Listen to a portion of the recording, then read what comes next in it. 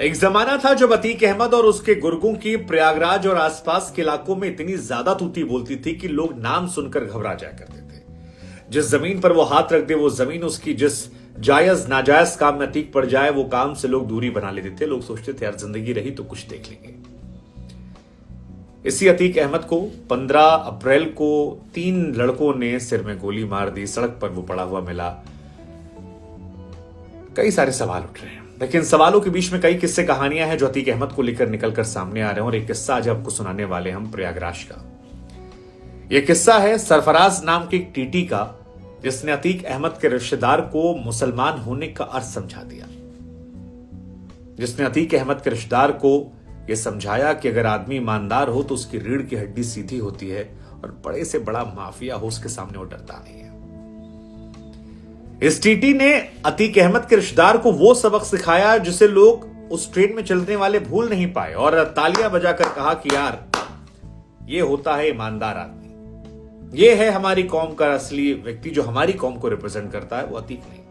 और अतीक अहमद जब नहीं है तो उस किस्से कहानियों को तमाम लोगों ने लिखा, शेयर किया। हमें लगा हम आपसे साझा करते हैं सरफराज नाम की उस टीटी कहानी, जिसने साल 2005 में प्रयागराज से बनारस के मंडुआडीह जाने वाली ट्रेन में कुछ ऐसा किया जो लोगों को याद रह गया। प्रयागराज में एक स्टेशन है रामबाग। पैसेंजर ट्रेन वहां सुबह सुबह चलती है और बनारस के मंडुआडीह जो है वो शाम को पहुंचती है। अब अगर पैसेंजर ट्रेन में आपने सफर किया है तो वहां पर 2 चीजें जरूर आपने नोटिस की होगी। एक, फर्स्ट कम फर्स्ट सर्विस, जो पहले आएगा गुरु उसकी सीट हो जाएगी। तो कई लोग जो थे वो सुबह सुबह पहुंच गए, गुरु सीट मिल जाएगी।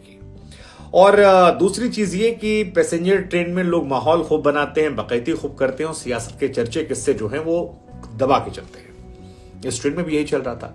तभी किस्से कहानी सुनाने वाले आते हैं कि कुछ लोग आते हैं, एक सफेद कुर्ता पहने जनाब आते हैं जिनकी उम्र 60 साल के आसपास होती है। उनके साथ एक मोहतरमा होती हैं, साथ में कई सारे बच्चे होते हैं और उनको ड्रॉप करने के लिए 3-4 लड़के आते हैं। लड़के जैसे ही पहुंचते हैं ट्रेन का माहौल बदल जाता है। फोन लगना शुरू हो जाता है कि हाँ जी भाई को कह देना कि चचा पहुंच गए हैं और चचा आराम से चले जाएंगे। ये भी इधर से कहते हैं कि हाँ बता देना उधर से कि सकुशल हैं, ट्रेन थोड़ी देर में निकलने वाली है। आपने देखा होगा ट्रेन में कई बार लोग ड्रॉप करने आते हैं तो वो माहौल इसलिए बना देते ताकि अगल बगल वाले थोड़ा डर संभल के रहें या फिर उनका ख्याल रखें या फिर ये जान जाए कौन है ये बैठा हुआ है। बीच बीच में लड़कों ने माहौल बना के अतीक अहमद का भी नाम ले लिया कि अतीक भाई के रिश्तेदार हैं, ये उनके खानदान से हैं, सगे रिश्तेदार हैं। और ये सारी कहानियां चलने लगी। लोग हैरान थे कि यार अतीक अहमद का रिश्तेदार है। चचा भी अपना मोबाइल 3310 जो था वो निकाले और एक फोन मिला, कहे अतीक से कह देना हम बैठ गए हैं, वहां पहुंचेंगे तो फोन करते। अभी जनाब जो 60 साल की उम्र में यहां आकर बैठे थे, जिनके साथ उन्हें कुछ बच्चे भी थे, उनके पास अपना एक सुराही भी था जिसको उन्होंने एक लड़के से कहा कि ये लौंडे उठो तो यहां से, हमको अपना सामान रखना है। वो रखे। आसपास के लोग सोचने लगे कि यार गुरु अतीक अहमद का रिश्तेदार, मतलब वो अतीक अहमद जिसका दबदबा प्रयागराज चलता है। और क्योंकि ट्रेन जो है वो प्रयागराज से निकली थी तो लोग जो है वो सभी अतीक अहमद के खौफ से वाकिफ थे। खैर हर आदमी खामोश हो जाता है और अतीक अहमद के बारे में खुसफुसाहट शुरू कर देते हैं कि यार इसका रिश्तेदार यहां क्या कर रहा है। इसके बाद ये ट्रेन धीरे धीरे चलनी शुरू होती है। अब लोग हैरान होते हैं कि यार आज ट्रेन जल्दी कैसे चलती, क्योंकि पैसेंजर ट्रेन जो होती है वो आमतौर पर थोड़ी लेट चला करती थी। लेकिन उस दिन ट्रेन टाइम चलती है और ये लोग मानते हैं कि शायद अतीक के रिश्तेदार आए हुए हैं, इस वजह से आज ट्रेन जल्दी चल दे रही है और आज रास्ते में चीजें आसान होंगी। अब पैसेंजर ट्रेन में आमतौर पर टिकट कभी चेक नहीं होता या बहुत कहीं rare of the rarest case होता है जब चेक होता है। लेकिन उस दिन टीटी जो है वो पहुंच जाता है। एक टीटी पहुंचते हैं, उनका नाम होता है राजीव रंजन, और वो सारे लोगों से टिकट मांगना शुरू कर देते हैं। 1-2 लोगों से टिकट मांगते हैं, कोट वोट पहन के। फिर इनके पास पहुंचते हैं, कहते हैं टिकट कहां है। तो ये जनाब जो 60 साल की उम्र में थे कहते हैं हे चलो आगे बढ़ो। तो टीटी भी थोड़ा ठेठ रहता है, कहता है सुनो गाना गा के पैसा नहीं मांग रहे हैं, टिकट मांग रहे हैं, बैठे हो कायदे से दिखा दो, अधिकारी बाहर खड़े। तो जनाब कहते हैं कि सुनो जाके कह देना हाजी साहब। अब इलाहाबादी तो इलाहाबादी, राजीव साहब ने अपने सीनियर टीटी को बुलाया, कहा कि साहब यहां पर एक बैठे हैं हाजी साहब, वो हमको धौंस दे रहे हैं।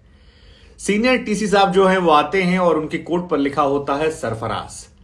अब ये मौलाना जी जो बैठे थे, इनकी आंखों की चमक बढ़ जाती, इन्हें लगा कि शायद मुसलमान व्यक्ति है, वो आया है और काम बन गया। अब तो उसे देखकर वो मुस्कुराने लगते हैं और पान बनाने लगते हैं। और इसी बीच में सीनियर टीसी कहता है कि टिकट आपका बना है या नहीं बना है। तो फिर हाजी साहब नहीं बोलते हैं। उसके बाद अगली बार घुरक के बोलता है कि ए चचा टिकट बनवाए हैं कि नहीं बनवाए हैं, खरीदे कि नहीं खरीदे, नहीं खरीदे तो खरीद लीजिए, काट दे रहे हैं पेनल्टी। तो कहते हैं कि सुनिए, टिकट तो हम पूरी ट्रेन का बनवाते हैं, लेकिन क्या आपके यहां बड़ों से बात करने की ऐसी ही तमीज है? अब ये सरफराज मियां जो टीटी थे, टिकट चेक करने वाले थे, ये भी खौरिया गए और ये कहते हैं कि सुनिए चचा, हमारे घर के जो बड़े बुजुर्ग हैं ना, वो खैरात में नहीं घूमते हैं, टिकट लेके चलते हैं, और जो टिकट लेके नहीं चलते हैं उसे चोरी कहते हैं, और चोर के साथ ना ऐसे ही पेश आया जाता है। इसके बाद चचा जो है वो गुस्साने लगे, कहे कि यार तुम्हारी इतनी हैसियत हो गई, फोन निकालने लगे, कहे रुको मिलाते हैं अभी भाई को। और बस सरफराज मियां जो थे उन्होंने फोन उठाया और 3310 जो उनका फोन था नोकिया का, उसको उठा के मोहब्बत से बाहर फेंक दिया। अब हाजी साहब का दिमाग खराब, कहे कि तुम जानते हो हम कौन है? अतीक अहमद के बाप को तुमने हाथ लगाया है, अतीक अहमद के बाप। अब हाजी साहब के तो कान से धुआं निकल गया। एक आदमी उनसे कह रहा है कि भाई हमारे घर के जो बड़े बुजुर्ग हैं वो इस तरह से चोरी चकारी नहीं करते हैं। वो फोन लगाने लगे भाई को, तो फोन उठा के खिड़की से बाहर 3310 उनको पकड़ के खड़ा कर दिया गया।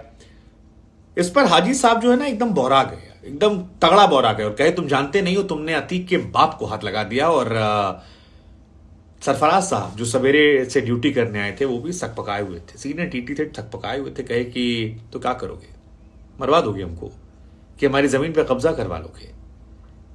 वो कहे तुम जानते नहीं हो क्या क्या हो सकता है, और बदतमीजी पे मत उतरो। उन्होंने कहा बदतमीजी पे नहीं उतरे, अभी तो आपका चालान कटेगा और आप टिकट कटवाओगे तब आप जाओगे, और अगर आप टिकट नहीं कटवाओगे तो आप यहीं पर उतर जाओगे।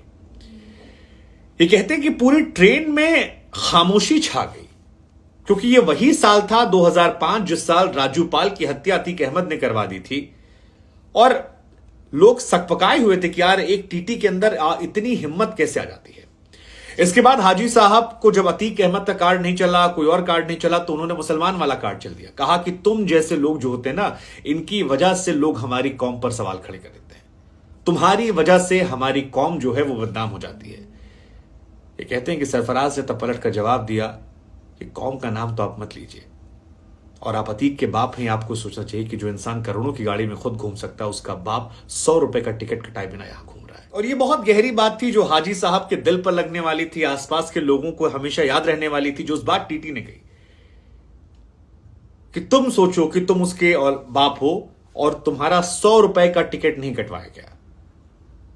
और रही बात मुसलमान होने की, तो हाजी साहब की जो लाइन है, हाजी साहब के सामने जो टीटी की लाइन है, पढ़कर सुना देता हूं आपको मैं, कि मुसल्लम ईमान का मतलब जो होता है वो सच्चा मुसलमान होता है, और जो चोरी चकारी करके, डकैती करके या टिकट चोरी करके जो रौब दिखा रहा है, उसे कम से कम मुसलमान कहने का हक नहीं है। ये कहते हैं कि इस घटना में हाजी साहब कुछ बोल नहीं पा रहे थे, और उनके साथ जो महिला बैठी थी उनकी उम्र की, उन्होंने फट से एक बच्चे को भेजा और कहा कि टीटी साहब को यहां भेज दीजिए, हम टिकट कटवा दे रहे हैं, जो पेनाल्टी हम भर देंगे। इस घटना के बीच में भी एक घटना और हुई, जब हाजी साहब ने कहा कि सुनो, तुमने जो किया है ना, इसको तुम बहुत पछताओगे, एक गाड़ी भाई भेजेंगे और तुम्हारा क्या होगा तुम अंदाजा नहीं लगा पाओगे। और उस वक्त उस टीटी ने भविष्यवाणी की थी और कहा कि सुनो मेरी बात, मारने की धमकी हमको मत दो, हम भी इलाहाबाद से हैं, हम मर जाएंगे, हमारे बाल बच्चे जो हैं जीवन भर पेंशन पाएंगे, ताउम्र उनको किसी को नौकरी मिल जाएगी, सरकार मान सम्मान देगी, समाज में मान सम्मान होगा, लेकिन जिस दिन तुम्हारा लौंडा मरेगा तुमको कोई पानी पिलाने नहीं पहुंचेगा। इस डर के साथ 18 साल पहले उस टीटी ने कहा था कि मैं मरूंगा तो मेरी घरवाली को इज्जत मिलेगी, बच्चों को नौकरी मिल जाएगी, स्कूल में पढ़ाया जाएगा, लेकिन तुम्हारी औलाद जब मरेगी तो पानी पूछने वाला कोई नहीं होगा, जब फंसेगी तो लोग तुमसे कट जाएंगे। हाजी साहब की जो बीवी थी, उन्होंने तुरंत बुलाकर टिकट कटवाना शुरू कर दिया। हाजी साहब लड़ते रहे कि नहीं नहीं भाई की इज्जत का सवाल है। मोहतरमा जो बेगम थी उन्होंने डांट डपट हटवा दिया। ये सारी कहानी जो है, इस बीच में उनकी जो सुराही रखी थी टीटी ने, उसको भी हटवा दिया। बाद में पता लगा कि उनके ये अतीक अहमद के मौसिया ससुर हैं, सगे ससुर नहीं थे, उनके मौसिया ससुर थे, यानी कि शाइस्ता से रिश्ता इनका था, मौसिया ससुर जो भी रिश्ता होता है। ये कहानी सुनने में बड़ी दिलचस्प लगी, और जिस पत्रकार ने उस दौरान वहां रहकर इसे कवर किया था, सरफराज साहब, उनकी इजाजत को लेकर जब खबर छपी तो कहानी मेरे दिल को बड़ी छू गई, क्योंकि हम और आप जो हैं वो धर्म के नाम पर आंख मूंद कर समर्थन कर देते हैं, बिना ये सोचे समझे कि वो व्यक्ति सही है या गलत है। कुछ भी कर रहा हो, अगर हमारी कौम का, हमारे धर्म का, हमारी जात का या हमारे क्षेत्र का है तो आदमी सही है, बाकी सब गधा है। लेकिन इस टीटी ने साबित किया असली ये लोग हैं, वो नहीं